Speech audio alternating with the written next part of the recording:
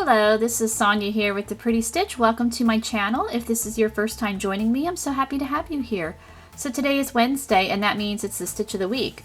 So today's stitch, I am going to be featuring another ribbing, another easy ribbing, and this one is another variation of using slip stitch to create a ribbing. So for this stitch, I'm going to be using my eye hook or 5.5mm hook, and you can certainly use any hook size or yarn weight, and I will be using some worsted weight yarn here, and actually it does happen to be Red Heart Super Saver. I actually still have the label on it, which is amazing because I tend to lose labels all the time. So this is a number 4 yarn, but as I said before, you can certainly use whatever hook size you have, yarn type. It would work with a variety of hooks and yarns. So this ribbing is worked in rows, like the one, if you watched my, I guess it was maybe 2 weeks ago, the other stitch of the week was a simple ribbing, and that one also was worked in rows.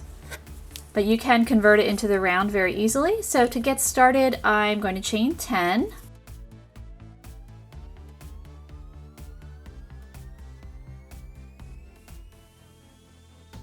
So a good rule of thumb when doing this ribbing is you want to make sure your chain is as wide as you would like your ribbing. And the first row is going to be a double crochet, so it's going to be 2 stitches shorter. So however long you want your ribbing, you know, is however long you would make your chain. All right, so to get started, we are going to be working a row of double crochet, and we are going to work in the 4th chain from our hook. 1, 2, 3, 4, and in the back bump of the chain. So now the skipped chain 3 will count as a stitch. That's a double crochet, and I'm going to continue to double crochet across. So at the end of my row 1, I will have 8 double crochet, and this ribbing can be used for hats, it can be used for sweaters, anything that would require ribbing. You could actually, you know, if you wanted to make a cowl out of it, a headband, whatever you would want to use it for, it works great. Oops.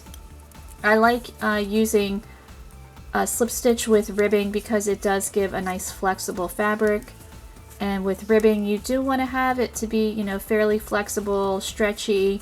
You don't want to have a really rigid type of ribbing. It's just not going to be real comfortable.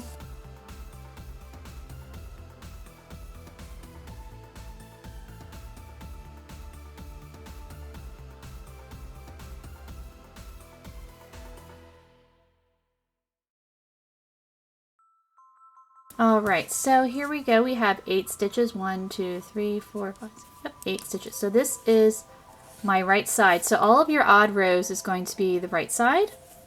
So we are going to chain 1 and turn. So for the remainder of however long you would want to make your swatch or your ribbing, you will be working in the back loops only. So as a quick refresher, your back loops, if you're looking at the tops of your stitches here, and it looks like V's, so there's one leg, there's the other leg, so there's your V. So the one leg of the V that's closest to you is the front loop. The leg of the V that's farther away from you is the back loop. So we will slip stitch in that first stitch there in the back loop, and you want to slip stitch on the looser side. So just keep your stitches nice and relaxed, keep your tension more on the relaxed side, you know, try to relax your hands because it's very easy to get real tight on the stitches when you're doing slip stitch, especially if you tend to be a tighter crocheter like myself. Alright, so here is our chain 3, so we will just work a slip stitch on top of that chain 3, and row 2 is complete. So this slip stitch pattern, or this ribbing pattern, is going to be in a sequence of 4.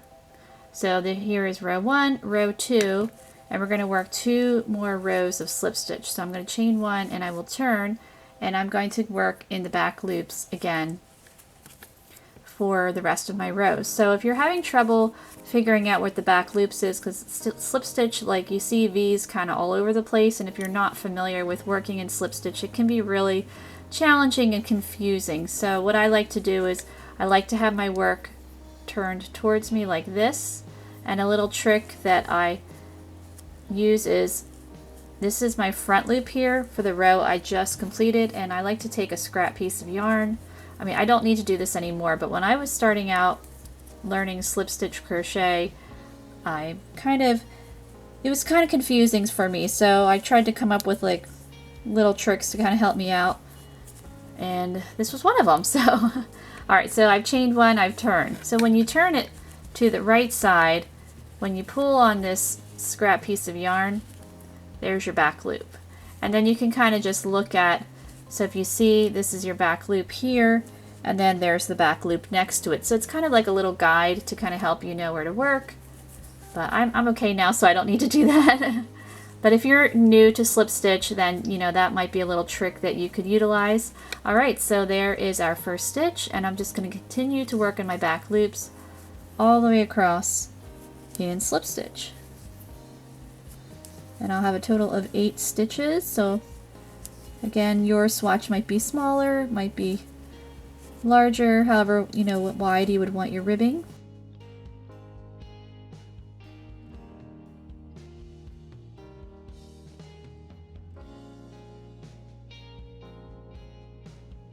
Alright, so there is row 3, and this will be the right side here. Okay, so as I said, this is a sequence of 4. So we're going to chain 1 and turn, and we're going to slip stitch across. So it's 1 row of double crochet and 3 rows of slip stitch. And everything is worked in the back loops.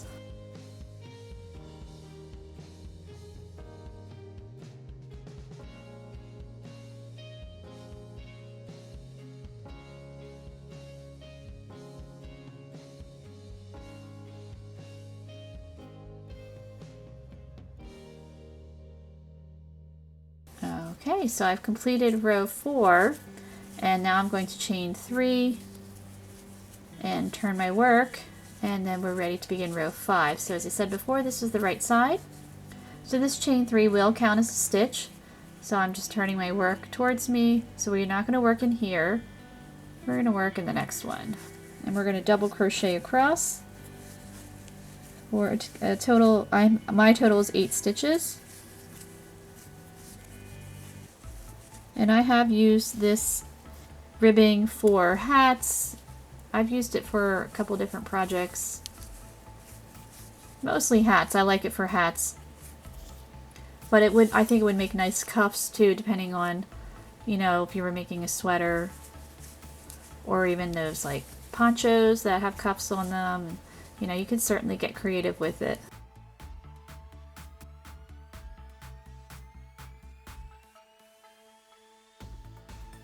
And as I said before, you can easily turn this into a circle.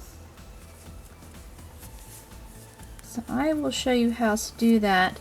So this is my row 1 of my sequence here. Technically it's row 5, but it's row 1 because I said before it's a sequence of 4. So I'm going to chain 1 and turn. So this is row 2. And then I would work 2 more rows after that. And that would be the end of row 8 for my sequence of 4. So I'm going to work a few more rows, and then I will show you how to turn this into a circle. So what you would want to do is you will actually end on a row 3, and then you're going to work a row 4, but you're going to combine it to turn it into a circle. So I'm going to work a few more rows so I can show you how we can convert this into the round. And I will be right back. Alright, so I have worked 15 rows here of my ribbing. So you can see it has some nice stretch to it. And I think it looks really nice. So you would want to have it like this for your project. I mean, you could certainly, if you wanted to, you know, make a cowl or something, however you wanted. But normally you would want to have it this way. And to me, it actually resembles a little bit like knitted ribbing a little bit. Alright, so now we need to turn this into a circle, because a lot of times, you know, it's worked in the round. So what you're going to want to do is you're going to chain 1, turn your work. So what we're going to do is we are going to join the bottom of row 1 and the top of your last row. So this for me would be row 16 that I'm on. I ended on row 15. So you're going to be working in the front loops of the ends of row 1 and the back loops of your last row. So we're going to insert your hook in the front loop first of the end of row 1 and then in the back loop of your last row. So you've got your 3 loops and then you just work a slip stitch through all 3 of those loops. And this will create an almost invisible seam. You could actually sew it and I think it would be pretty invisible, but I don't like sewing. I try to avoid it as much as I can. So this one creates an almost invisible seam. I mean, if you look really hard, you can, notice the seam, but it's pretty, undetectable. I mean, if you're making something for someone and, they're not a crocheter, they're not going to know the difference. And actually a lot of store-bought garments are seamed. If you really, if you would take a look at them, knitted garments and things, they actually are seamed. So this one's almost invisible. So here is my chain 3. I'm going to work in that stitch, the top of that, and then my last stitch of my slip stitch. She's a little crunched up, but she's there. There we go. Alright, so now we have turned this into like a little cuff here. So you can see it looks pretty invisible compared to this. It's just slightly, I guess, thicker, but it's not really that noticeable. So if you wanted to work in the round here, I often make hats bottom up like this. You chain 1, and then I like to just single crochet in that stitch. And I do suggest if you'd wanted to make, let's say you were making a hat and you wanted the body of your hat a different color, I suggest doing your first round in the same color because it just looks a lot cleaner and nicer, and then switch your colors and away you go. So then I just usually work around here, and then see here, these are our slip stitches. I like to just insert my hook right in the center of that V and make my single crochet, and I think it just looks nice and neat. Looks nice and like a nice clean finish there. And I just work my single crochet. Now if you were attaching this cuff, let's say you were making a sweater and you need to attach the cuff, so whatever stitches were at the end of the sleeve of your sweater, then you would just stitch around the cuff, and then you could either slip stitch this on or you could sew it on, however you wanted to do it. So this is another ribbing technique. So I hope you enjoyed this stitch of the week, and I thank you so much for watching.